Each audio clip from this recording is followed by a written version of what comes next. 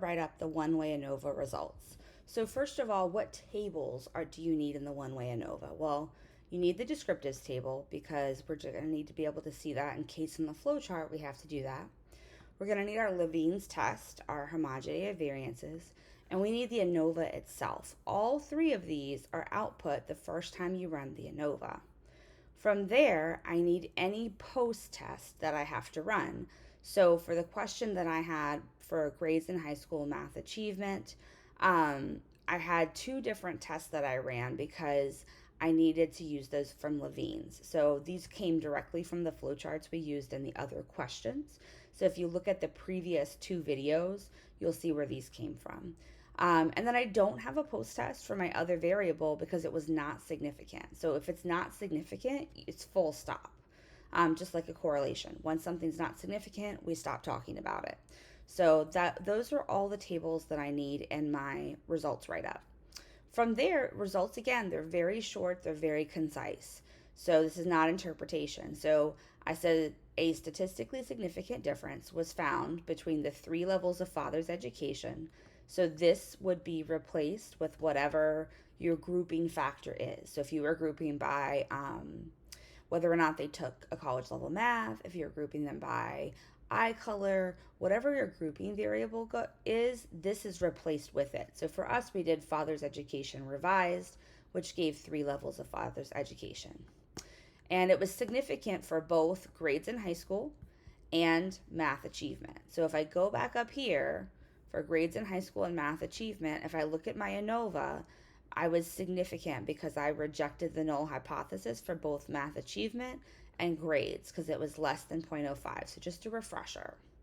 When I do that, what I need to report out is this bit of information. And I did not make these italicized like they should be.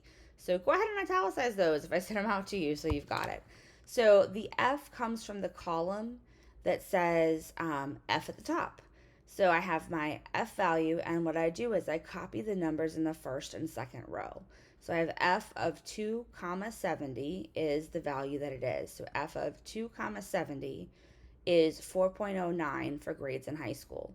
So if you look at grades in high school, that's where that number is coming from. My p-value for grades in high school is 0.21. I'm just reporting out what I see in the table based on my significance. And then for math achievement, I have this F value with this p-value, again, coming directly from the table. So these tables aren't named as nicely as, say, the t-test or the correlation. So I just put table 2 in bold. So whatever table number that you use for the descriptives, that would be what this is. So this is all going to come from that descriptives table up here. So this is where I'm getting my descriptives. I'm looking at the mean values that are located here. And what I'm reporting out is I have a mean grades in high school is this for fathers who had low. So then I have my medium, attended some college, and 6.53 for those attended with a bachelor's. So basically what I did was I took what was significant, which is grade in high school, and I gave the descriptive statistics for that. That needs to be reported out along with your F and P value. Then I did a post hoc test, and I did Tukey HST for grades in high school, and I'm just going to report that out.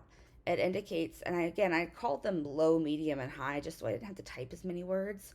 But low and high education groups differ significantly in their grades.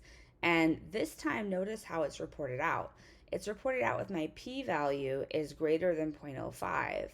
And then my D is 0.8. So if I look in here and I look at, who was it? Indicated the low education group and high education group. So that would be high school grad or less and bachelor's or more. My p-value is 0.017. So I need to change that. So go ahead and change that in your statement. And my D is going to be 0.8. So we are not working right now with the D value. So you wouldn't include that in your write-up for this class, but this would be included, and I would show you how to do it in 835. Right now, I'm just trying to make sure you can look at the right p-values, and then we can add in layers to the effect size. There's also a statistically significant and mean difference for math achievement. So I did not take the time to type out the actual values here for the descriptive statistics, but you would basically insert the descriptive statistics after you gave the significance, just like you did previously, and then you would report out. So I have a significant mean difference between these two because my significance is less than 0.05. Again, D value, we're not going to really worry about. You're not going to put in your results right up, but I have it in mind because I use this for multiple courses. How do I know that it's the low education, medium education, and higher education group? I'm getting that from my high school grad less compared to some college. I rejected the null, so it's significant. My high school grad and a bachelor's, I rejected the null, so it's significant. So I have two significant difference groupings, and that's why I'm reporting out two separate p-values here. So when you're doing the results write up, it's Mad Libs, but just know that you're not going to include the D value because I'm doing that for my other course that I teach later on. So we're not worried about that at the current moment. What we are worried about is doing the actual results write up without the D. And I'm just going to change that P value because it's bugging me right now. So excuse me for being annoyed by it. Let's see, significantly with a large effect size. Post hoc indicates that the low and high education group. So low and high, it's 0.017.